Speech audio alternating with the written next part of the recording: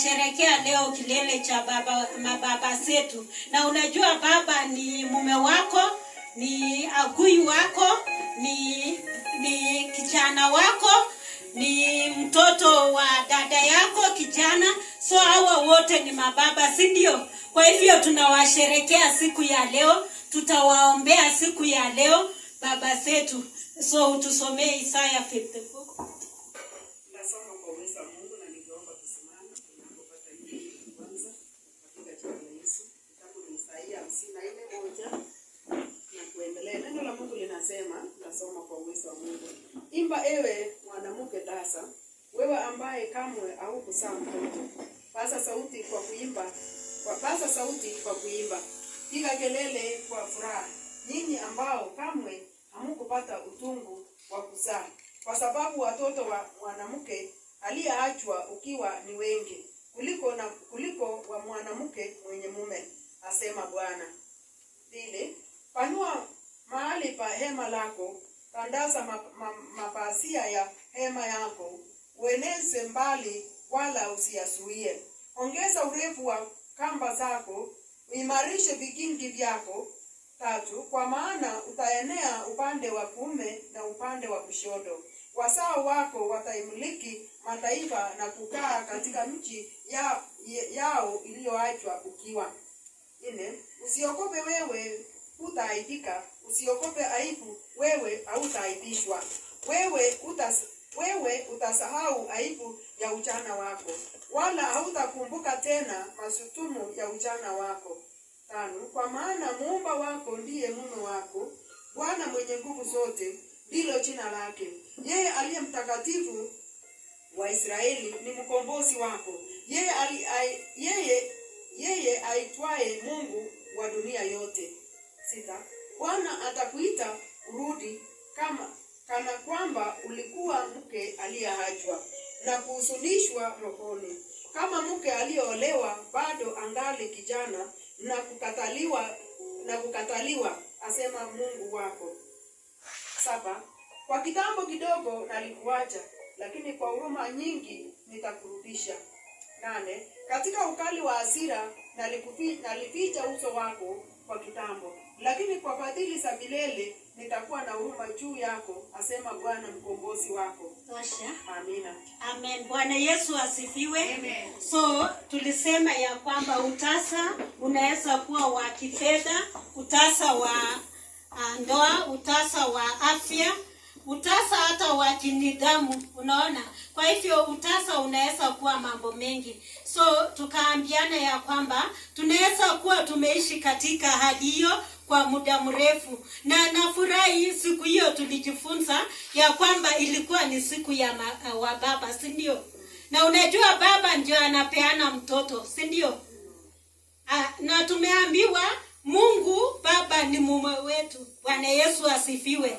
Na nakumbuka tulisema ya kwamba neno la Mungu ndilo linaloweza kutupa ujauzito wa kiroho. Bwana Yesu asifiwe. Unapolisoma hilo neno unapata mimba na utazaa yale ambayo umeweka ndani ya roho yako. Bwana Yesu asifiwe. Imetuambia hapo katika kitabu 5 ya kwamba Mungu ni mume wako. Bwana Yesu asifiwe. Ya kwamba lazima upate neno la Mungu, uweke ndani ya roho yako ili upate hiyo ujauzito. Bwana Yesu asifiwe.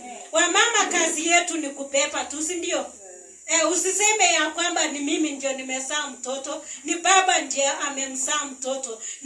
Ni mume ndio anaweza kuleta watoto katika duniani. Unaona ndugu zetu Waislamu wanasemanga Mungu hakuzaa wala hakuzaliwa. Kwa hivyo wanamtoa Yesu, wanasema Yesu si mwana wa Mungu. Lakini sisi ambayo tumemwamini Mungu, tunajua Mungu ndio baba yetu. Bwana Yesu asifiwe. Katika kitabu cha Yohana 1 John 5:1, mtu atusome hapo. Yohana 1 John 5:1.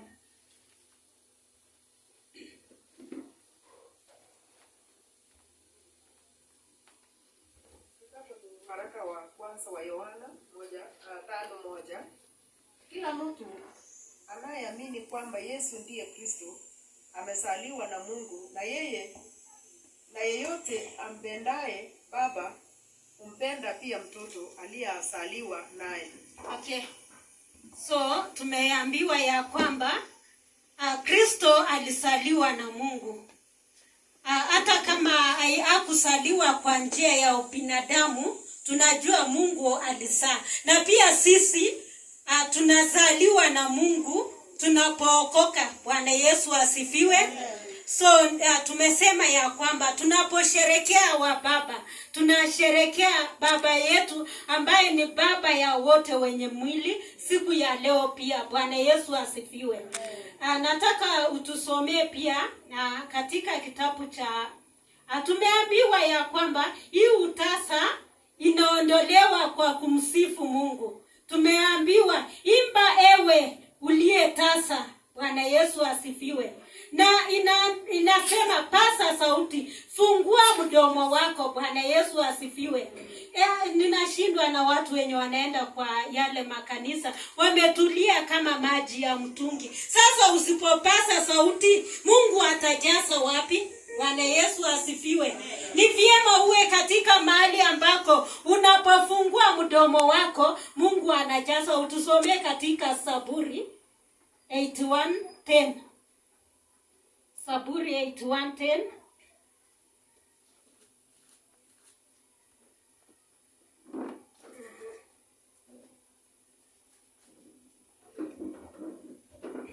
Kitabu ni Zaburi 81:10. Neno la Mungu linasema, mimi ni Bwana Mungu wako niliyekutoa katika nchi ya Misri. Panua sana kinywa chako nami nitalijaza. Haleluya. Amen. Yes, panua sana kinywa chako. Bwana Yesu asifiwe. Amen. Kuna watu walikula sweets wakiwa wadogo mpaka meno ikaisha. Mungu amesema nini? Panua hiyo mdomo yako, atajaza hiyo meno. Bwana Yesu asifiwe. Usiseme nitaenda kwa daktari atanifanyia ABCD. No, panua hiyo kinywa chako. Unataka pesa, panua sana hiyo kinywa chako. Mungu atajaza pesa kwako. Unataka mtoto, panua kinywa chako. Unataka kuolewa, panua sana kinywa chako. Unataka afya njema, panua sana kinywa chako. Mungu atalijaza. Atajaza ujauzito wa afya, atajaza ujauzito wa mali, atajaza ujauzito wa pesa. Bwana Yesu asifiwe. Panua hema yako. Na sasa tunaona ya kwamba hii ni mwezi wa 6. Bwana Yesu asifiwe. Tukaambiwa ya kwamba Mariamu tulikuwa tumesoma ama utusomee tu. Bado utusomee. Luke 1:26 mpaka 34 ama 35. Luke 1. Yani tunaambiwa ilikuwa mwezi wa 6 ambako Maria alikujiwa na malaika. Na soma tu kwa haraka. Najua saa yetu imeenda, lakini wacha tuone. 1:26.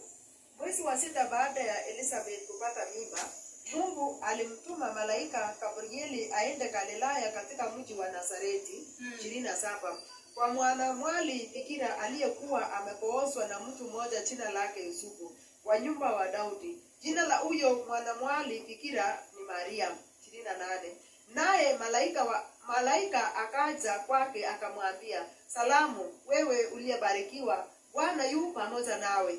Maria akafadhaika sana na maneno haya, akajiuliza moyoni, salamu hii ni ya namna gani?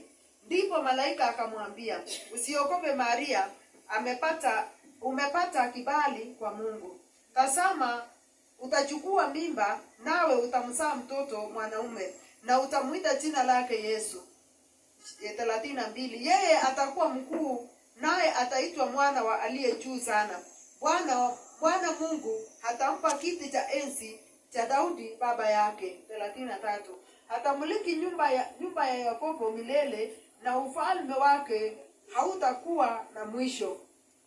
34, Maria akamuuliza huyo malaika, "Madamu mimi ni bikira, jambo hili litawezekana?" Malaika akamjibu, "Roho Mtakatifu itakujia juu yako, nazo nguvu zake naye aliye juu sana zitakufunika kama kivuli. Kwa hiyo mtoto